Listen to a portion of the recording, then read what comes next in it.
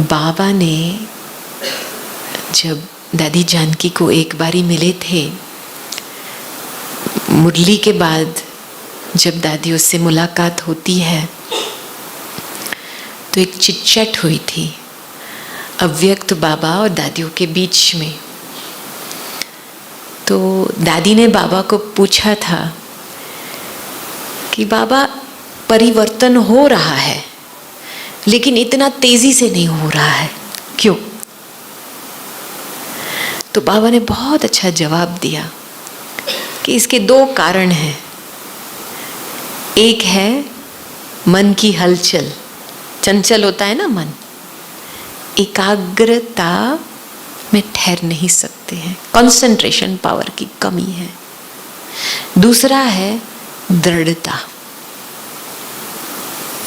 तो बाबा ने ये दो बातों की इशारा दिया था कि एकाग्र चित्त अवस्था की शक्ति बढ़ाओ और दृढ़ता को बढ़ाओ। तो अभी आपने इस अभ्यास में क्या महसूस किया? दृढ़ता कहाँ से पैदा होती है?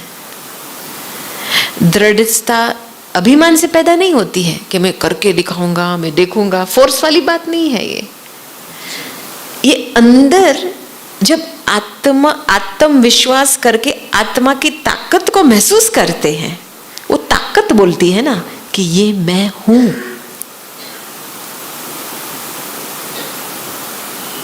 तो जब हम एकाग्रचित नहीं होंगे, अपने आप को नहीं करेंगे, तो दृढ़ता की शक्ति कैसे आएंगी?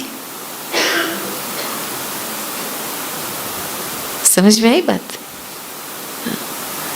तो परिवर्तन को और ज्यादा बढ़ाना है तो मैं तो जरूर वर्तमान समय अनुसार इन दो चीज का मैं अंदर अपने लिए मैंने लिया है कि इन दो चीज का ध्यान रखना है। अभी देखो अंत आ रहा है, अंतिम समय की घड़ियां है और इसमें माया रावण अपना डबल ट्रिपल शोर मचाएगा। माया रावण का आने का रास्ता ही है कमजोरी। आपका पुरानी चीजें जो आपने पकड़ के बैठे हैं वही रास्ता है आने का उसका, ठीक है। लास्ट में तो अपना पूरा शोर मचाएंगी क्योंकि ये अभी रावण का राज्य है ना। वो भी समझती है, रावण भी समझता है कि मेरा राज्य कौन छीन रहा है, मैं देखूंगा। ऐसे शब्द निकलते हैं अच्छी तरह से। इसके बीच में हमको कैसे रहना है ताकि हम धोखा न खाए हमारे पुराने स्वभाव से, बातों में ना फंस जाए और हम अपने आप को सेफ और साफ रखें। क्योंकि हमारे बुद्धि के आधार से हमारा पुरुषार्थ होता है। बुद्धि भ्रष्ट हो जाएगी, पुरुषार्थ ओम शांति, सारी कमाई चट। इसीलिए बुद्धि को बहुत ही सेफ रखना है। तो बार बार ये अभ्यास दिन के बीच में आप करेंगे, 5 मिनट निकाल के, आपको अंदर से इतनी स्थिरता महसूस होगी कि सब उल्टे सुलटे संकल्प भाग जाएंगे। वो ठहर ही नहीं सकते हैं आत्मा परमात्मा के सामने।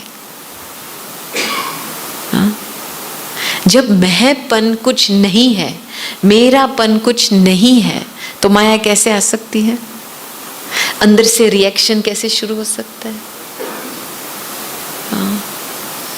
और ये आपको सूक्ष्म में, डेप्थ में जाकर के इसकी चेकिंग जरूर करनी पड़ेगी। नहीं, कभी कभी क्या होता है, हम योग तो करते हैं और हम सब कुछ समझते हैं, लेकिन जब बात सामने आती है ना तो अंदर से थोड़ा सा रिएक्शन होता है ना।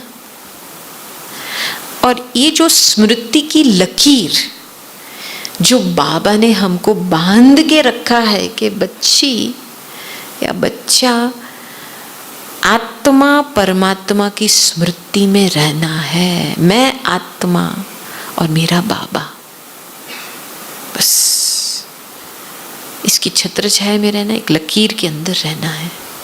अभी इस स्मृति के लकीर से आप बाहर जाएंगे, माया बहुत आकर्षण में के रूप में आएंगी, बातें बताएंगी, चाय पिलाएंगी, इसके लिए बोलेंगे ये ऐसे नहीं होना चाहिए, ऐसे बहुत सारे कन्विंस करने की कोशिश करेंगी। और हम थोड़ा सा भी उस लकीर के बाहर गए, परिस्थिति के ऊपर सोच चालू हुआ, इसने क्यों बोला ऐसे, ये क्यों ऐसे आया, होना नहीं चाहिए, थोड़ा सा भी शुरू गए काम के। फिर क्या होता है, अंदर से दो चीजें पैदा होती है, एक सिद्ध करना और एक जिद करना। बातों में आ गए तो बातें के बातें में सिद्ध करने में बैठ गए, ये होना, ये क्यों हुआ, स्टोरी पे स्टोरी बना दिया। हाँ, अपने आप को फिर जिद्दी अभिमान जब आता है तो जिद करते हैं ना, नहीं यही राइट है, मैं राइट हूं, मैं देखता हूं मैं क्या करता हूं। और ये जाल में जब आप फंसे ना गए, तो जहां बात होती है वहां बाप नहीं ठहर सकता, तो बाबा ही साक्षी होकर के ऐसे पीछे हाथ करके खड़ा हो जाता है। इसीलिए हर बात में सेफ रहना है तो पहले बाबा की स्मृति की स्विच ऑन करो।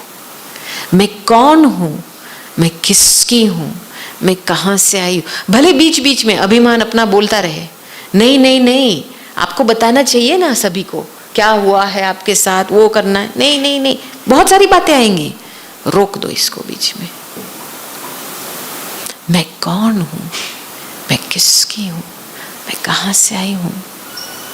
फिर माया अपनी बातें चलाएंगी, नहीं मैं कौन हूं, मैं किसकी हूं। ये डायलॉग करते चलो। आप देखेंगे थोड़े समय के बाद जो आत्मा की ताकत है वो परिस्थिति को ओवरटेक कर लेंगे, स्थिरता आ जाएंगी।